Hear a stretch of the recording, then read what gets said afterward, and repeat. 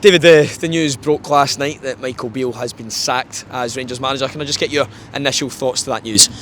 Well, I think once the fans, dictate that they're not happy or satisfied with the way the team's performing, then the manager's position really becomes untenable, and I don't think there was any turning back from after Saturday.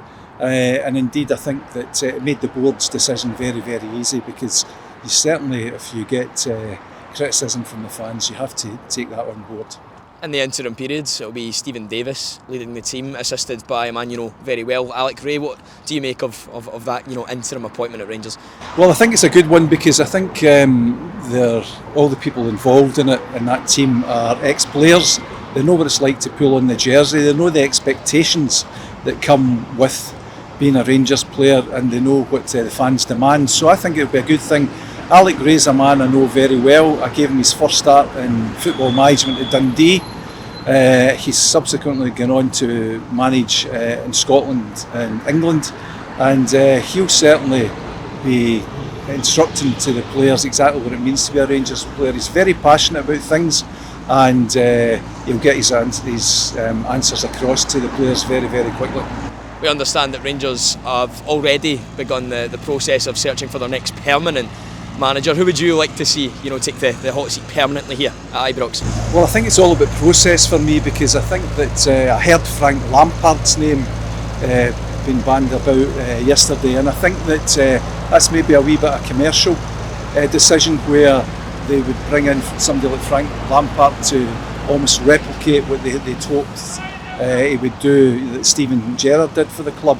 But I think that they really have to go through a process of recruitment, and if you look at the board and if you look at the executive of the club, with respect to them, there's not any football people at the club at the moment. In years gone by, you had Sandy Jardine, you had John Gregg, you had Walter Smith, who all would contribute and have a say on the football side of it, but you don't have that now. So what I'd be doing if I was in the Rangers board would be contacting Graeme Souness and ask him to come on and lead a recruitment party to get the right manager on board, because what you need at the club now is not just a coach.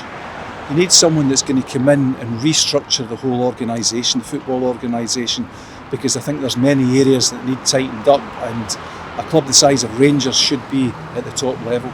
There's quite a few names being bandied about, but David, if you had your way and you were in charge, who would you take on at Rangers? Well, I think that you really need someone who can construct a football department and a side, that goes with that. But I can only talk about the players that are the managers that I know, and I think there's a lot of managers who are, have that experience. I'll keep that to myself at the moment, and I'll see how the next week or so transpires. But I think they need someone that's going to go in and really just look at the whole organisation under the football department and restructure that. I think one of the big problems that a lot of Rangers fans had with Michael Beale was the poor recruitment, or the perceived poor recruitment in the summer. What have you made of Rangers' new signings so far? Well, I think, from the sides, I look at it and I say to myself, there's some great players in Scotland that Rangers should really be looking at. Proven players that can play in the Scottish game. The likes of Shankland, Lewis Ferguson, who's doing so well at Bologna. We seem to ignore these players, and we actually, Rangers bring in players that don't know about the aggression in Scottish football. They maybe don't know enough about the club.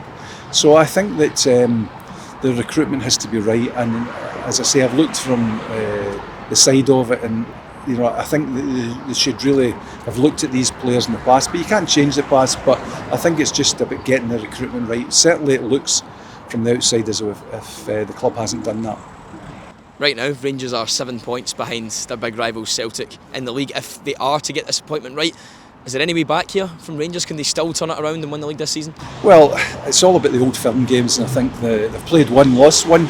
I was at that game, and I thought it was really disappointing the way that they set themselves up. They didn't set themselves up to win, and I think with 3 old firm games to come, that can turn it round. And one of the things I've known, I've played many old firm games, is like you go into them and anyone can win it, just if you set yourself up the right way and you actually perform and give the necessary aggression and commitment that really gets you to win those kind of games. So Old Firm games for me are the key to it. So I'd like them to take a recruitment process that examines every aspect of what they need at the club, get the right person in, and then really give them a wee bit of time just to turn things round.